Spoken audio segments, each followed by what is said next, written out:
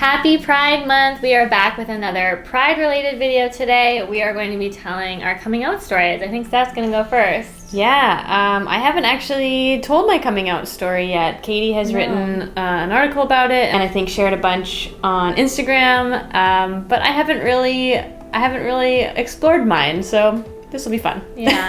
So if you are new here, I'm Katie. This is Steph. We are a married lesbian couple from Vancouver, and we are the creators of Let's See the World.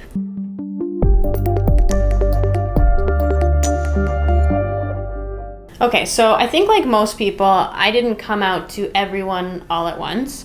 It happened in stages and it happened over the course of several years. So I'll just go right back to the beginning. I went to high school in Boston, so I was about 3,000 miles away from home. It was a really cool experience. I got to live on campus, and the school I went to was extremely progressive and open-minded, and it really allowed me the space away from home and also the environment to kind of just get to know myself and understand myself a little bit more. So in my first year of being at this school in Boston, I met a girl who was out and proud, and it was something that I had never really experienced before. It's not like my high school in BC was super conservative or anything like that. I think it was just that kids weren't super comfortable being out. Not only did I not know anyone who was out before moving, I also didn't know that I was interested in girls. And when I got to my high school in Boston, I met so many kids who were just out and proud. There were, LGBT groups and clubs. Actually, there were like 3 different ones on campus, and our school is pretty small. That's so cool. It was incredible, and it was so cool to just see people who were so young being their true authentic selves and just being unapologetic about it, and also seeing the rest of the school just accepting them. I mean, obviously it was high school, so like kids are going to be mean to each other, but there wasn't really anti-LGBT bullying, or not anything outright anyway. You know what I mean? Like it was... That's really cool. Yeah, definitely there was a very open environment to just be oneself, and that was really cool. I feel like that's a perfect place for a young person to like explore their sexuality and have like a really positive coming out experience. Yeah, and in my grade in particular, my grade and the grade below, there were, I swear, like 9 girls who were either identified as bisexual or a lesbian. And that's a lot. That's a lot. That's a lot. And yeah, it was so cool. So, I made friends with some of these girls, and pretty quickly I realized that I had a connection with one that was definitely more than just friends.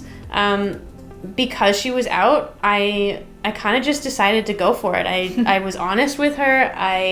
There wasn't that aspect of rejection looming. I mean, obviously, like, there was the possibility that she didn't reciprocate the feelings that I had for her, but I knew that it wouldn't be like a, ew, gross, I'm not gay. Yeah, there's not that fear. Yeah. Anyway, do you remember AOL Instant Messenger? Now you're really aging yourself. We were chatting on AIM. That's so cute. Yeah, I just started to kind of tell her that I liked her, and she was super excited because I guess she thought I was straight. But yeah. When you dated her, were you out at school? I think I would have been fine with the kids at school knowing, but there was a girl on my hockey team outside of school that I guess had heard some things, and she was actually quite mean about it. Not to my face, but like I knew she was talking about me behind my back, so yeah. I didn't feel, I don't know, I wasn't ready. I didn't feel comfortable being out, even though I'm sure everyone knew and didn't care. The other thing about not being out, though, there were a couple perks. So in the dorms, you can't have boys in your room except for certain times of the day. Right. And you have to have a shoe in the door, and you have to tell the dorm parent on duty that you have a boy in the room. You can have girls in your room at any time. That seems like a major flaw, doesn't it? They weren't thinking. So I remember that one of the girls that I was friends with who was out and she had a girlfriend at school, she actually told her dorm parents that it wouldn't be fair if she had her girlfriend over. So they actually enacted a parietals rule for when she had a girlfriend over. And I was thinking, like, damn, like, that's some willpower there. Like, good for you. Like, you want to be equal. Honest. Like, I get it. But you know what? I'm going to continue breaking the rules because loophole.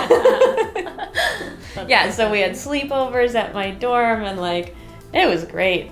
That's cute. I feel like being away from home, too, you just would have had so much freedom to, like, explore all of that without worrying about, like, like your family and your friends back home, like, not having to tell any of them. Like, just getting to explore it for yourself first, which I think is really nice. Yeah, well, it's funny that you say that because the first person I told was one of my friends back home. And, yeah, we talked, like, you know, every day. And so is she the first person that you technically came out to? Yeah. And I just never, I don't know, I never hesitated. I didn't know the people at school well enough. Right. So I wanted to come out to someone who I was really close to. And luckily, she was amazing. Like, not only was she so supportive, she was so excited for me. And I don't know if it's because she maybe kind of knew, or I don't know. I think she could just tell that I was really happy and, like, I was having a lot of fun and, like, really enjoying this relationship. And she was super excited for me and, like, wanted all the details, and, like, it was cute. Yeah. And then I remember telling other friends from home, like, when I came home on breaks and stuff, and they were so awesome. Like, they were asking all sorts of questions and stuff, and they treated it like it was something to be excited about for sure, and they didn't just gloss over it, but they also just treated it like it was a relationship, any relationship. And right. I think it was really that balance of, like, recognizing what a big deal it is to come out. Right. But then also not making, like, a huge deal of it. Yeah. Right? Yeah. Yeah. Yeah, that's nice. Like, we would just, like, sit around and talk about the people we're dating, and, like, it felt nice that it wasn't, they didn't feel like they needed to tiptoe around it and stuff, so. That's nice. So luckily the first people I came out to were amazing. And I also made some friends at school that I was perfectly comfortable with telling, and that felt really nice as well.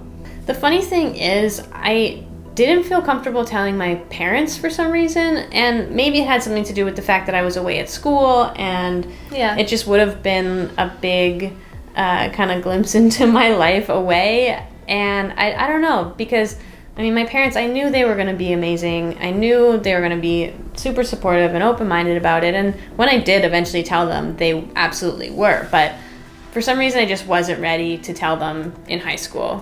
What was, like, kind of the next phase of you coming out? Because after your first girlfriend, you dated guys again at some point. Like, you weren't yet identifying as gay. Yeah. Like, coming out, were you coming out, like, with a label? Or were you more just kind of being open about your relationships and letting people kind of draw their own conclusions? At the time, I definitely didn't consider kind of the bigger picture of what it all meant. I mean, honestly, I was a teenager, and, like, this one particular relationship was so exciting, and like, it felt like a big deal. Like, it, and I really honestly thought in that moment, well, I don't like girls, I just like this one girl. Right. You know, and I kind of told myself that for a little while. And so you weren't yet identifying as gay? Like, you didn't yet? No, not at all. I mean, I wouldn't have even identified as bisexual at that time. It was like, I like, I just like this one person, and it doesn't mean anything. I really didn't think about it in terms of what it all meant. Yeah. I was just so much in the moment and enjoying it, and it was exciting, so I didn't overthink it. I mean, I tend to not overthink things, so. Yeah, no, that makes sense. So that high school experience was, like, the kind of the first phase of your coming out experience. I feel like a lot of people come out in phases. Yeah. So what was the next phase? I would probably say when I got to college, instead of just kind of selecting close friends to tell, I was definitely more out. My hockey team all knew, like, my lacrosse team, I kind of leaned into it a little bit more because, I don't know, people were really cool about it, and I think they were just happy to actually get to know me. Yeah. And, you know, there were a lot of girls who were not necessarily out, but definitely gay on my hockey team, so I was in, like, good company there. But my lacrosse team was, like, you know, all sorority girls, like, super girly girls. You know, you wouldn't expect them to be really cool with it, but they all were amazing. And, you know, we would joke, like, when we would have away trips and stuff, and I'd be sharing a bed with one of my teammates, like, they would want to snuggle, and, like, no, you know, nobody made a big deal. And it would just, that's cool. I think they were just really happy that I was comfortable telling them. Yeah. So I'd say that was kind of the next stage, was just, it kind of was the first time that I was out to, like, a group of people. College was also the time that I came out to my parents. So I was in a longer term relationship at the time, and I thought it would just be really easy to tell them, you know, because I had a partner, instead of having to kind of define my sexual orientation, which I really hadn't even done for myself. It Right. was easy to just say, hey, so I'm dating a woman. At the time, I knew for sure that I preferred being with girls. Right. But, you know, it was a small school. It was pretty kind of like preppy, and a lot of like rich New England kids and stuff. And it definitely wasn't as out and proud as my high school was. So Right. it just felt like my options were limited. I was really good at making friends with guys, and like I got along really well with them. And a lot of the time, those friendships kind of led to relationships, even though I probably would have preferred, well, I definitely would have preferred them to stay as friendships. So obviously you had a really positive coming out experience, which was Yeah. so great, especially in the beginning. But I know, like, there were hard parts as well, and like there were things that were a bit of a struggle. So what do you think was kind of like the most difficult part of coming out? I honestly think that it wasn't external factors. It was 100% my own, you know, deep-seated, Yeah, that internalized homophobia. Totally. From growing up. Yeah, because if you look at it, I mean, it was kind of the perfect environment. Everyone was supportive. You know, my family, my friends. There was really no obvious reason as to why I felt like I needed to kind of hide that part of myself. I didn't volunteer the information when I met someone for the first time. I was vague about the people I was dating, and kind of use ambiguous pronouns on purpose to not say that I was dating a girl. Right. You know, things like that. And I was also around a lot of people who were closeted, and they had very real reasons for being closeted. I think in comparison, I thought, wow, I have it so great. And I think that kind of led me to want to be a little bit more open, but there was still something that was just really preventing me from being open. And I honestly think it was just shame. You know, I grew up hearing gay jokes, and growing up in a sports world, I heard coaches saying things about, oh, the other team has a bunch of lesbians on it, or, that's awful. you know, and I all of those things just stuck with me. And I really, even though I didn't think that, somewhere inside of me believed those things. Yeah. And believed that people would look at me different, and people would think that there's something wrong with it. So how did you get from there to this, to being like the like, proudest, talk most about open? a 180. Yeah. And I mean, I've seen you go through obviously so much. We've been together for 10 years, and I've seen like a large part of your journey since we've been together. But yeah, like kind of from college to the time that we met in those years. Honestly, you've seen it because of being with you. Like, like being in a relationship with someone who just wants to hide your relationship, or feels like they need to hide your relationship, that does something to you, you know? I was with someone for 2 years, and we continually had to closet ourselves. And Well, that's the thing, because you can't be out if she's not No. out. If she's closeted to everyone in her life, that means you have to be closeted to everyone in her Exactly. life, and potentially people in your life as well. And yeah, that would be a really difficult experience. Yeah. And so, you know, when I met Katie, she kind of came into this world with like a really fresh perspective, and like with not a lot of kind of trauma and and internalized homophobia. And honestly, it was so refreshing, because it's like we would be walking down the street, and she would hold my hand, and I didn't even have a chance to think, oh, what are people going to think? It's like, I just looked at her and I thought, wow, she just doesn't care. And like, she's treating this like it's any other relationship, and there's absolutely nothing wrong with it. And to be seen like that by my partner just made me feel so comfortable and confident in my own identity. And honestly, like, I started to get really excited to just be like, yeah, like, this is my girlfriend. Like, you know, I was so happy to just show the whole world and tell everyone about you. And I would tell strangers, you know, people would say, oh, do you have a boyfriend? I'd be like, no, I have a girlfriend. She's awesome. And those were really the moments that made me realize how great it is to be proud. And I don't know what shifted exactly, but something massive shifted. And it's like my eyes just opened. And I realized that I was holding on to all of these feelings that can be very valid for a lot of people, but they honestly weren't valid for me. I didn't have people in my life not talking to me, or I wasn't being disowned. I wasn't being kicked out of the house. Like, there was no reason to not be proud of this relationship.